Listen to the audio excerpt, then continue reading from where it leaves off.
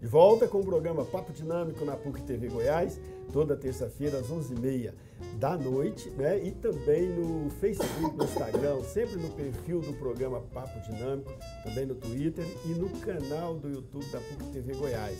Lá você pode assistir aos nossos programas que já foram ao ar, pode compartilhar, curtir e também mandar sua mensagem para nós.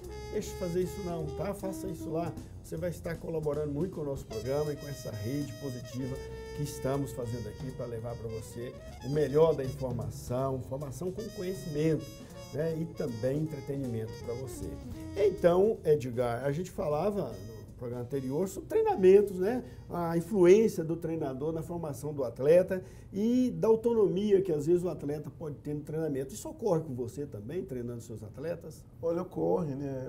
Às vezes a gente exige bastante, né? E esquece às vezes que é um ser humano que está ali, que erra, e tem os seus limites, né? E nós, como treinadores, nós temos que ter muito cuidado com isso, porque às vezes uma exigência num momento inadequado, você pode até acabar com a carreira.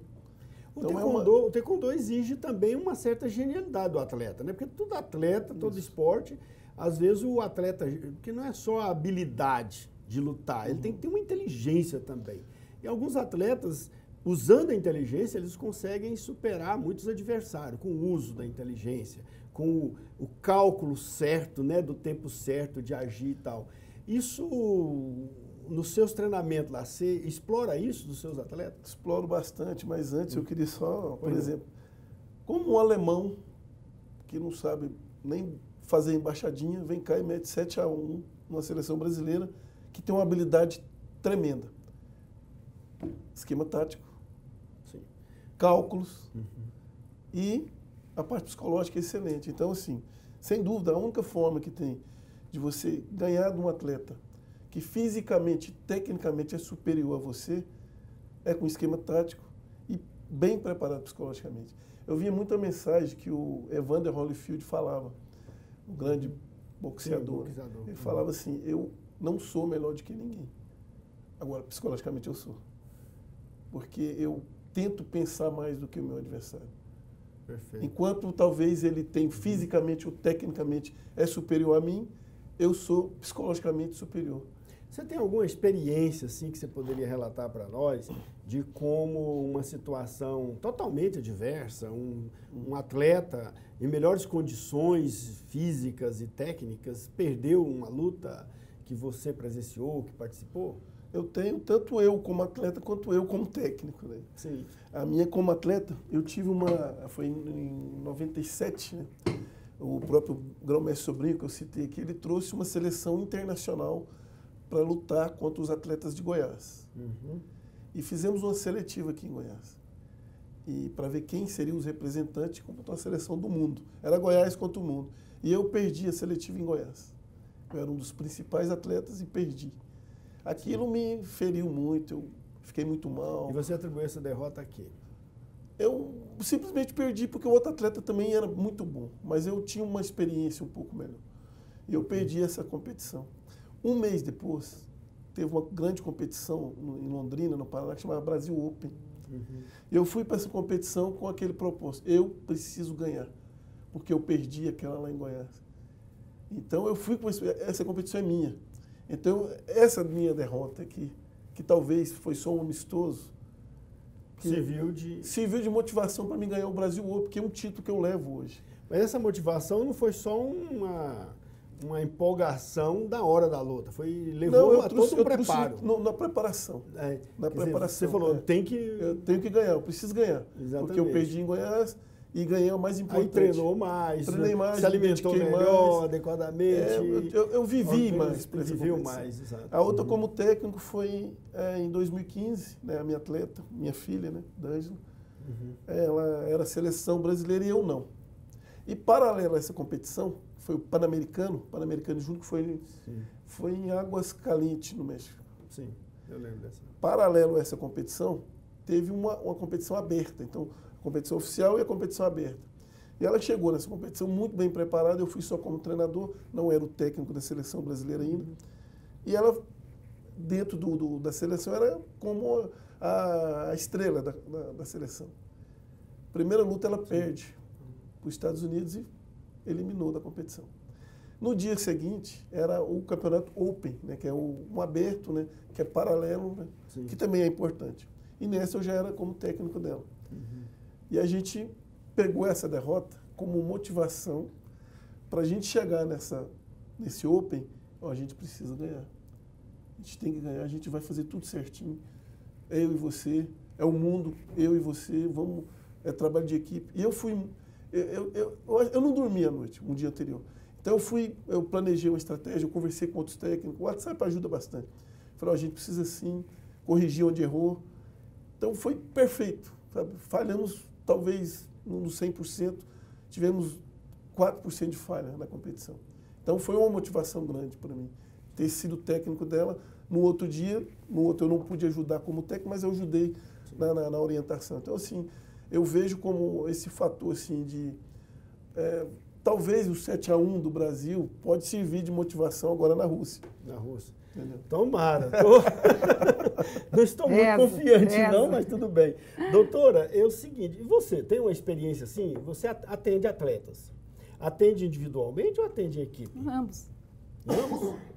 Tá, e tem alguma situação de atleta que chegou derrotado, passou por um trabalho com você e depois se tornou vitorioso? O que a gente preza, né?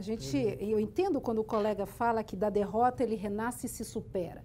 Esse é um mecanismo de reação a algo ruim que aconteceu e que se sustenta como uma meta definida por ele. Será que sabendo que isso funciona eu não posso criar metas sem a dor da derrota? Claro que posso. A psicologia me ensina como estabelecer objetivos, metas, lidando com sonhos, para que a gente chegue lá.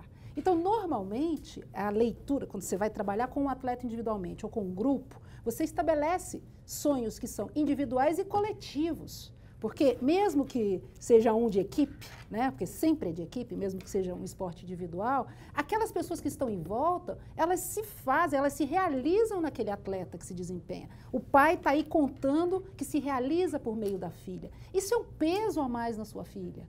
Como lidar com isso para que você seja treinador e na hora que você quiser ser pai, você não seja treinador e ela separe essas duas coisas para que ela se sinta menos pressionada e com metas mais claras lá na frente. A gente pode criar, né, esses elementos, na medida em que eu conheço o meu atleta, eu sei onde ele quer chegar e eu posso juntar o desejo do atleta Daniel com o desejo da equipe do Daniel, eu vou construindo em cima dessas ideias. E aí vou treinando as habilidades necessárias com os imprevistos que podem haver no caminho. Então, você pode tomar um, você pode tomar dois. E aí, como é que eu reajo ao 1? Como é que eu reajo ao 2? Como é que eu reajo ao 3? Como é que eu preparo o meu atleta para sair de uma situação adversa durante o momento da competição? Como é que ele dá conta dessa superação? Todos esses elementos que perpassam, eu posso prever, eu posso pensar, eu posso fazer mudar, nós podemos trabalhar. A questão é que nós queremos tanto ganhar, muitas vezes, que a gente não se permite, quase como um comportamento supersticioso, pensar que a gente pode estar numa situação adversa. A gente perde ali. O que fazer com um atleta que está, um atleta ou um time, que é muito bom, que já foi testado em várias situações, mostrou capacidade, mas de repente cai de rendimento, de produção, começa a perder e os caras começam a achar que não prestam. Eles mesmos começam a achar que não valem nada, que não tem capacidade. Pensa até de deixar o esporte e tal. O que fazer? Nada acontece por acaso. Lembra da minha ideia inicial de que tudo é um sistema? Sistema tende a equilíbrio. Onde é que desequilibrou? Né? Ninguém por acaso para de gostar de um dia por outro, porque um jogador quebrou a unha, nada disso. Existem movimentos, e aí é que eu digo que o psicólogo, a nossa grande habilidade, quando bem informados, é saber observar e saber fazer uma leitura prévia dos elementos, de fazer... A necessidade de um diagnóstico para a necessidade de prazo. Não adianta você chegar para mim e dizer assim, amanhã é a final, faz uma palestra de autoajuda. Não vou não, muito obrigada. Eu vou fazer trabalho com prazo. Tem que ser um trabalho continuado. Eu preciso conhecer, o treinador tem que confiar na minha palavra, eu tenho que estar ali para ser o braço direito dele, porque eu conheço as humanidades que ele tem na mão. Ele tem que dizer assim, doutora, tá bem hoje? E eu falo assim, tá ótimo. Nossa, mas ontem ele foi péssimo no treino. Pode pôr. Ah, doutora, ele é ótimo, mas você só garante? Eu falo, não garanto, mas tem uma grande chance. Esses elementos que são trocas do dia a dia, se você não vive...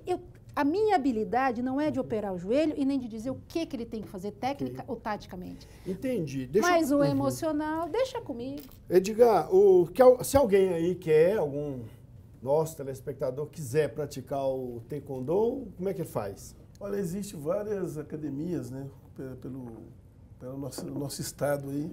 Procura, está escrito lá, geralmente na academia está escrito. Tem o site da federação, né, www.taekwondogoias.com.br, né, que a federação tem todas as informações das academias filiadas. Okay. O importante é procurar alguém filiado. Ele procura uma academia, lá ele faz uma matrícula. Às vezes tem alguns projetos sociais também, algumas cidades do interior. Ah, projetos sociais também. Aí os projetos sociais geralmente é gratuito. Geralmente é gratuito. Ok. Nas academias ele tem que matricular e pagar a academia ele tem que pagar a mensalidade e matricular. Da psicologia do esporte. Gente, desculpa estar assim, às vezes interrompendo o assunto, doutora, mas é porque a produção diz que o nosso tempo está acabando. É verdade mesmo? Eu queria essa confirmação aqui nos meus ouvidos, se for possível. Que é uma coisa importante. Acho que também a psicologia, ela sofre muito porque as pessoas não sabem o que a gente faz. Exatamente, tem a fantasia do divã. E então, eu convido vocês a conhecer o site da Associação Brasileira de Psicologia do Esporte, a ABRAPESP. Porque tanto um treinador, que às vezes não sabe onde encontrar, e nós temos representantes... Qual é o site, doutora? www.abrapesp.org.br. A Abrapesp jogou a associação. Vou anotar agora. O que acontece ali? Nós temos psicólogos em vários clubes de primeira divisão do país, que são colegas nossos, a troca de informações, de experiências, em esportes coletivos, esportes individuais. A nossa representante maior, que é a professora Kátia Rubio, da USP, que tem 23 livros publicados sobre o tema. Então, assim, há muito conhecimento e muita vontade de ajudar, mas uma falta de compreensão, às vezes, do que nós fazemos, que acho que coisas como o que você está fazendo nos ajudam muito. Doutora, eu agradeço muito, doutora Adriane, pela presença aqui, foi excelente sua participação, também do Edgar Guimarães, muito obrigado pela presença de vocês e nós agradecemos a sua audiência, boa noite, até a próxima.